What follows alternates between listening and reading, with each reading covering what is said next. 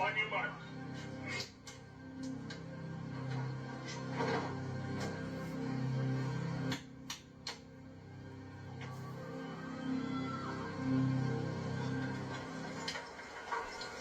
The wind swirling here in Piedmont Park, Atlanta. The previous race just a few minutes ago, the wind was a -2 in the face of the women's 100-meter hurdlers. Is it behind these fellas now? The men's 150 meters. Noah Lyles in lane 3. Away first time, Lyles keeping his head down, driving hard there, working hard to get away from Josephus, his brother, second to left. Noah Lyles pushing hard here, and it's gradually getting a bit of daylight. Darnell Hughes coming back at him. Darnell Hughes in second place. The Britain loses by a couple of meters, maybe 3 meters at the line. 14.42.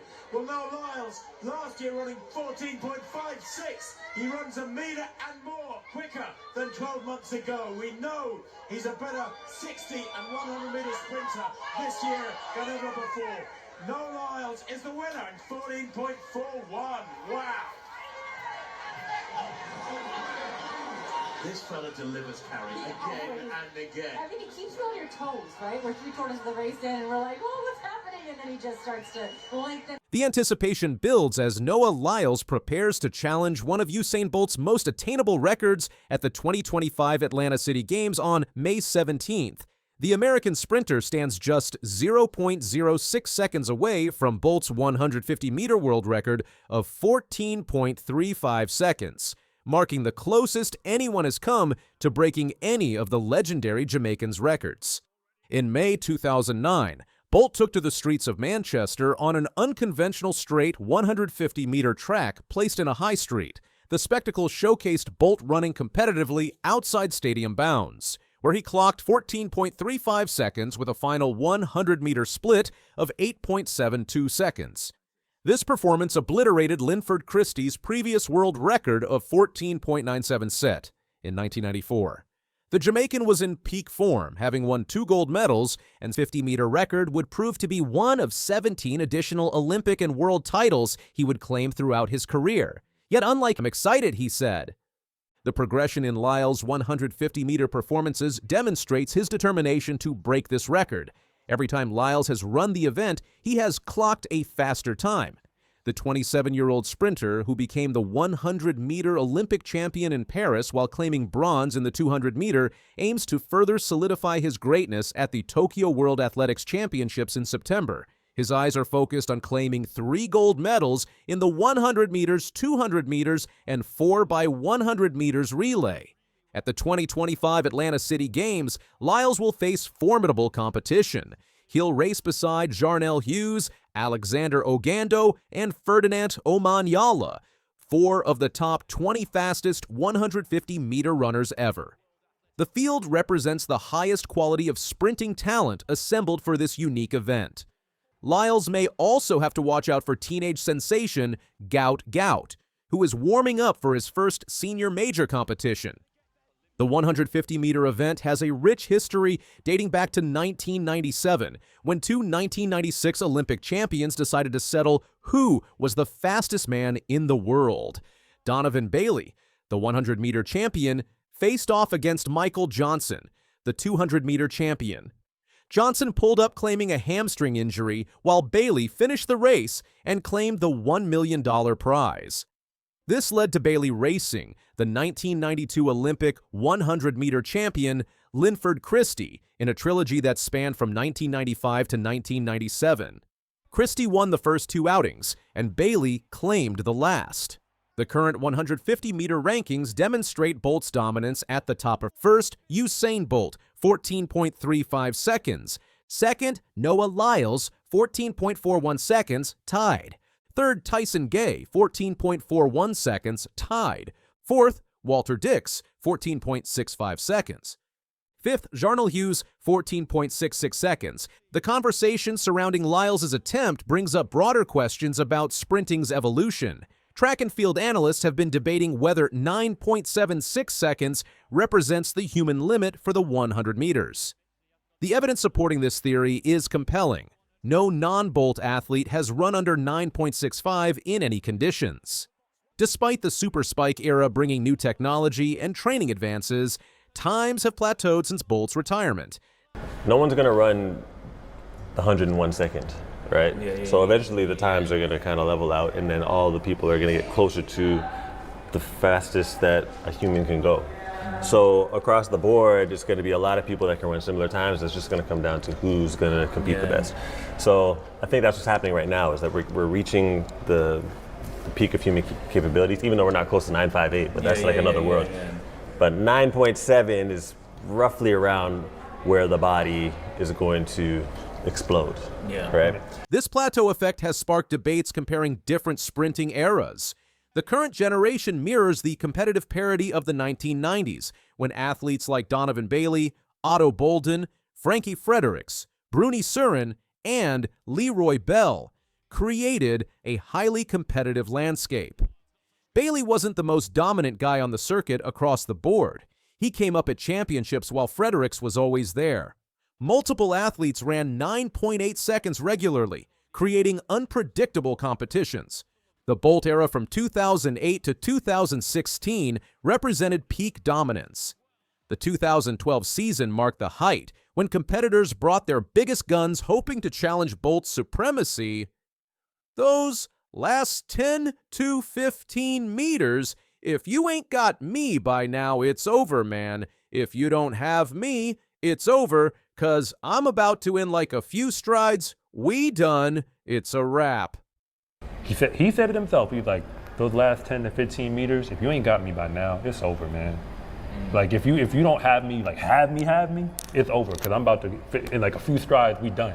It's a wrap. And everybody came to these races trying to do stuff they never did. His bulletproof dominance lasted 8 straight years. Meanwhile, Akani Simbine has shattered one of Bolt's lesser-known records, becoming the first athlete in history to run under 10 seconds in the 100 meters for 11 consecutive seasons. Bolt held the previous record with 10 consecutive sub-10 second seasons. The South African's achievement earned him the nickname the Sub-10 King.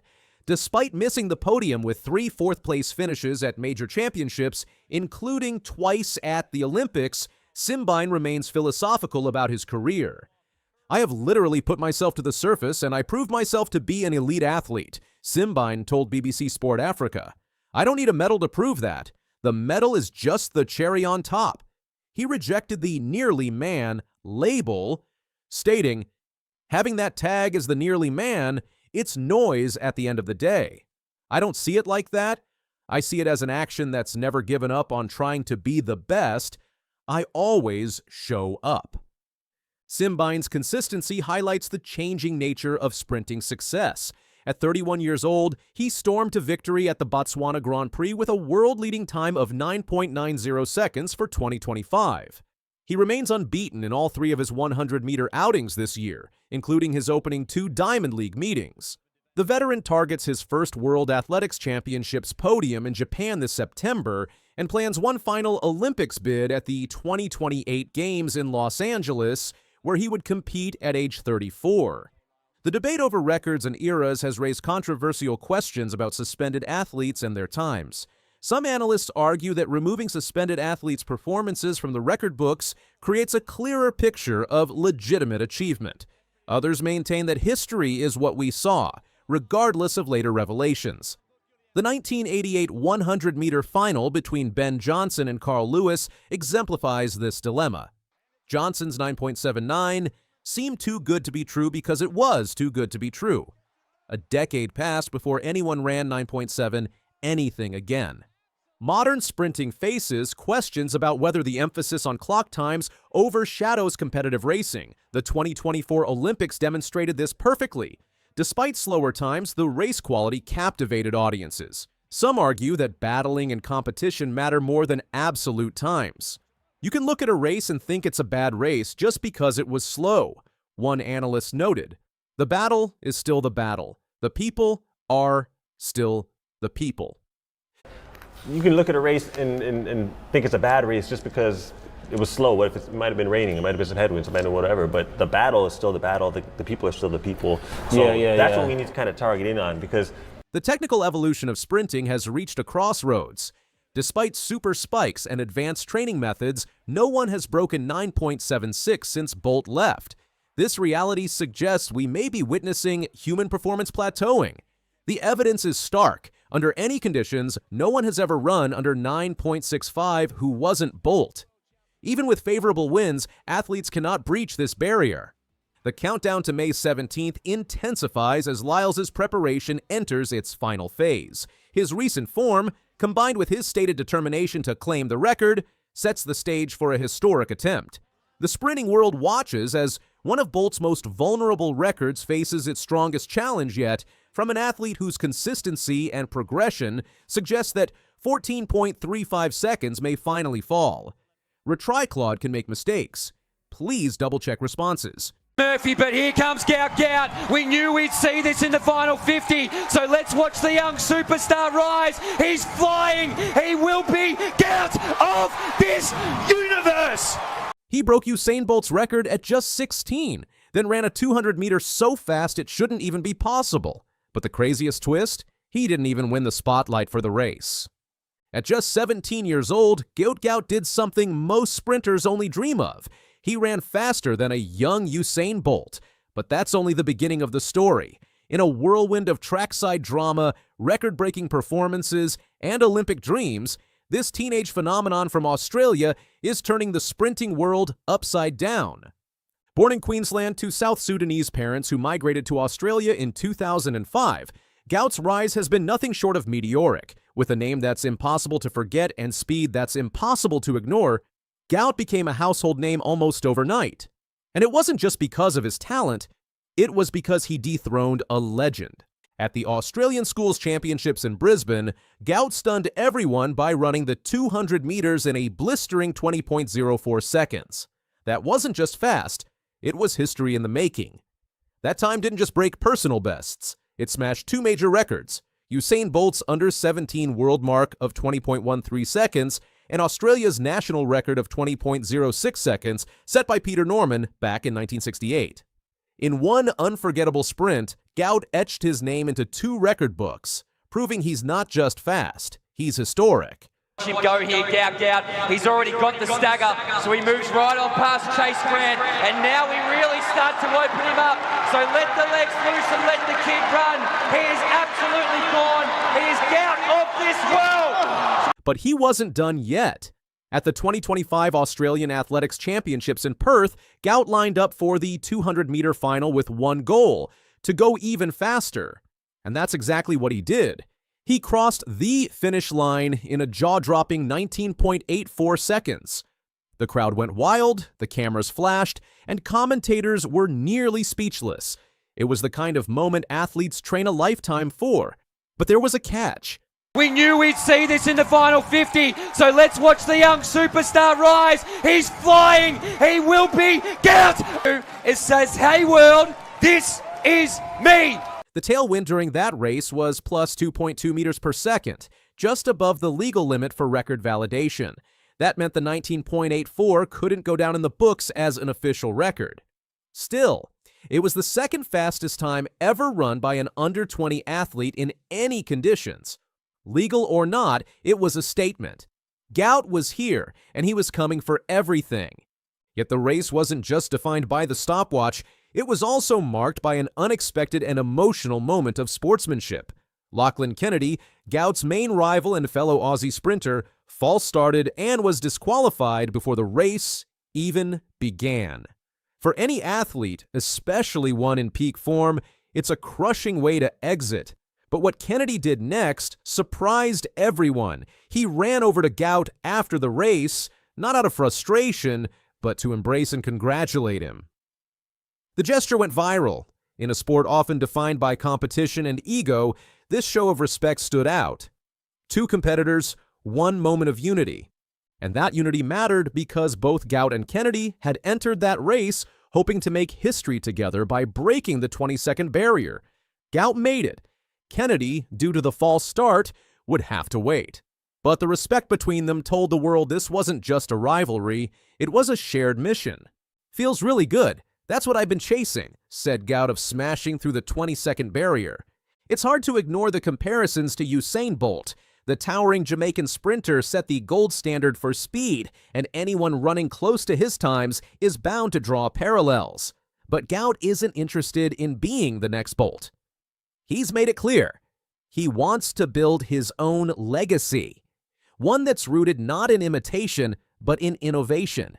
And he's well on his way. His recent performances haven't just caught the attention of the Australian media, they've made waves internationally. Track analysts, Olympic veterans, and even Bolt himself have taken notice.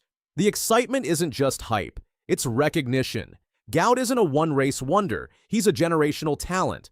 But what makes Gout truly fascinating isn't just his times, it's his mindset. After a disappointing run just 2 weeks before his 19th.84 performance, many athletes would have crumbled under the pressure. Not Gout. Instead, he used the setback as fuel.